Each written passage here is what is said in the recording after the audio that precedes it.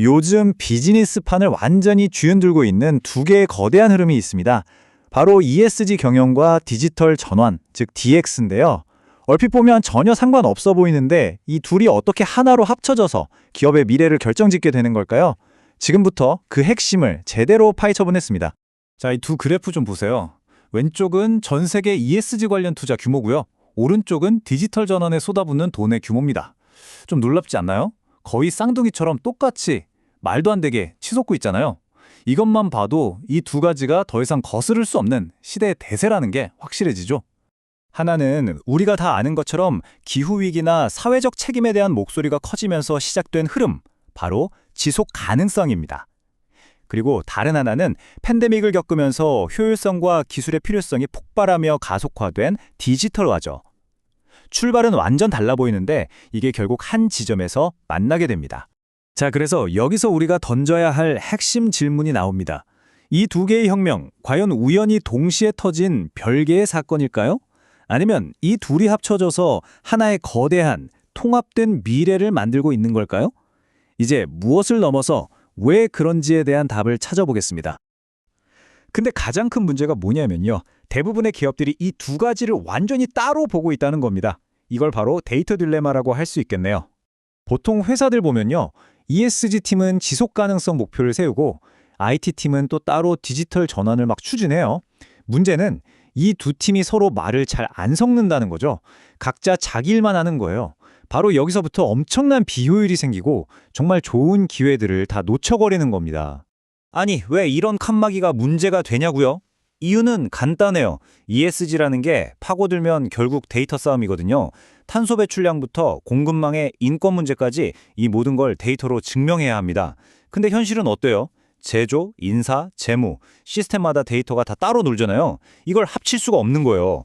옛날 방식으로는 어림도 없는 거죠. 전문가들도 똑같은 얘기를 합니다.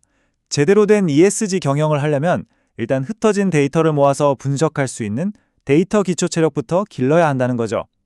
자, 이제 슬슬 해결책의 실마리가 보이기 시작하죠? 좋습니다. 그럼 이제 문제 얘기는 그만하고 해결책으로 넘어가 보죠. 그게 바로 ESG와 디지털 전환을 전략적으로 합친 ESG DX입니다. ESG DX, 이게 대체 뭐냐고요? 아주 간단히 말해서 AI나 클라우드 같은 최신 디지털 기술을 이용해서 ESG 경영의 목표를 달성하는 모든 활동을 말합니다. 그냥 따로따로 하는 게 아니라 둘을 딱 붙여서 시너지를 폭발시키는 거죠. 생각해보세요. ESG라는 목표가 있고 DX라는 도구가 있습니다. 이 둘을 어떻게 연결할까요? 그 강력한 다리가 바로 데이터입니다. 디지털 기술이 바로 그 다리가 되어주는 거예요. 여기저기 흩어진 ESG 데이터를 쫙 모아서 분석하고 눈에 보이게 만들어서 이걸 해야겠구나 하고 실제 행동으로 옮기게 만들어주는 겁니다. 자, 그럼 이 멋진 개념 ESG DX가 실제 현장에서는 어떻게 쓰이는지 한번 구체적으로 뜯어볼까요? 환경, 사회, 지배구조, ESG 순서대로 살펴보겠습니다. 먼저 환경, E부터 보죠. 예를 들어 공장에서 에너지가 줄줄 새고 있다? 그럼 스마트 센서를 달아서 실시간으로 데이터를 보고 어디가 문제인지 바로 잡아내는 거예요. 골치 아픈 탄소 배출량은요, IoT 기술로 실시간으로 쫙 모니터링하고 AI가 아예 생산 공정 자체를 뜯어고쳐서 자원 낭비를 원천적으로 막아버리는 거죠. 사회의 S 분야도 마찬가지입니다. 공장에서 자꾸 사고가 난다? 그럼 빅데이터랑 AI로 과거 사고 패턴을 싹 분석해서 지금 위험해요 하고 미리 알려주는 거죠. 이게 바로 산업재해 예방입니다. 복잡해서 뭐가 뭔지 알 수 없었던 공급망도 디지털 플랫폼으로 투명하게 들여다볼 수 있고요.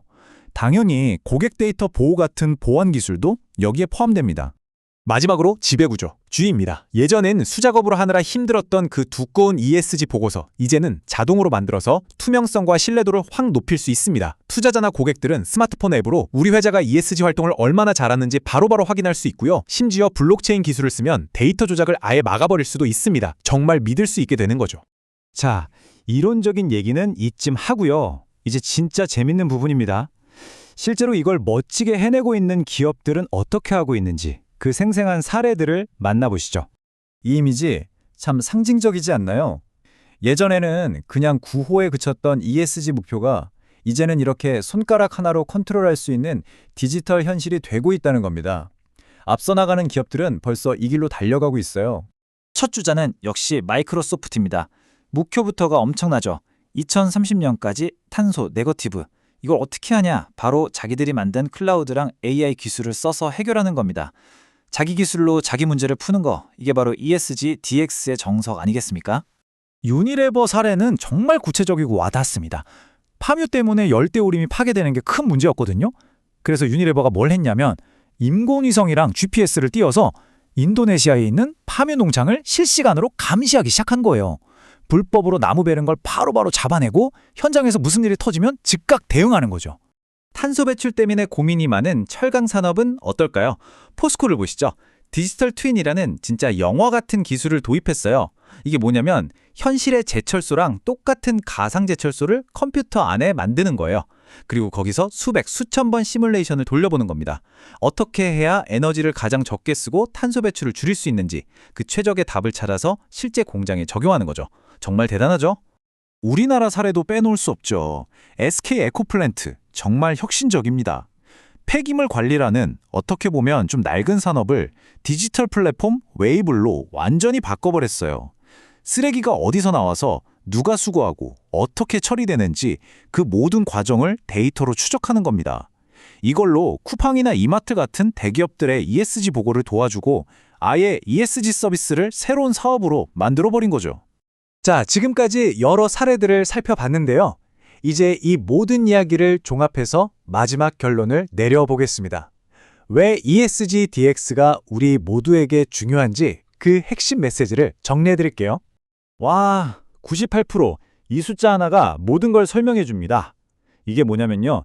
우리나라 KT가 한 건데 규제 관련 데이터 점검하는데 예전에는 1.21, 그러니까 하루가 꼬박 넘게 걸렸대요. 그런데 자동화 플랫폼을 도입하고 나서는 단 20분 만에 끝난 겁니다. ESG DX가 그냥 착한 일이 아니라 비즈니스 효율을 얼마나 미친 듯이 끌어올리는지 보여주는 정말 압도적인 증거죠. 이제 결론은 명확해졌습니다. 여러분, ESG DX는 더 이상 선택지가 아닙니다. 하면 좋고 안 해도 그만이 그런 게 아니란 말이죠.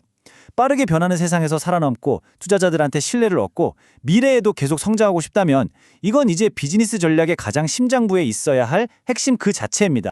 자, 마지막으로 이 질문 하나를 던지면서 마무리하려고 합니다.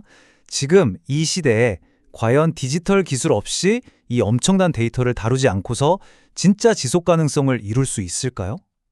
아마 여러분 마음속에는 이미 답이 정해져 있을 겁니다.